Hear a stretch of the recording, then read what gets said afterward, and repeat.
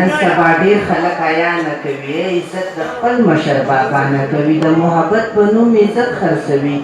دا پېغلې ولې امانت خرڅوي؟ ډېر هلکان پردی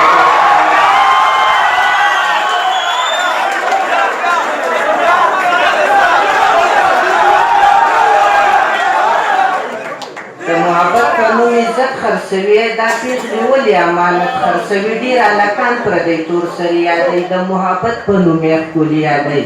د محبت نه یې بېپار جوړ کړی، ځان نه یې هسې څه روزګار جوړ کړی. ای روشه د پېغلې لوپټه وګنډه، د هغې عزت ته یو پرده وګنډه. ولې چې ستا په کور کې خور اوسېږي، د هغې په کور کې به ورور اوسېږي. ولې چې ستا په کور کې خور اوسېږي او د هغې په کور کې به ورور اوسېږي. که مینه کې نو د الله وکړه، د خوږ محمد مصطفی وکړه. الله به درکړي جنتونه ښکلي، د خپلو حورو محلونه ښکلي. هسې پردي عزت ته مه غلطېږه، هسې د ژوند په لاره مه رنځېږه.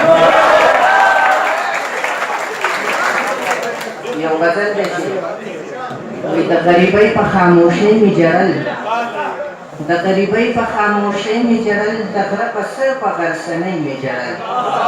څه زما خپله ناچاري و افسوس، څه زما خپله ناچاري و افسوس، په ټوک ډوډۍ د لیونۍ مې ژړل.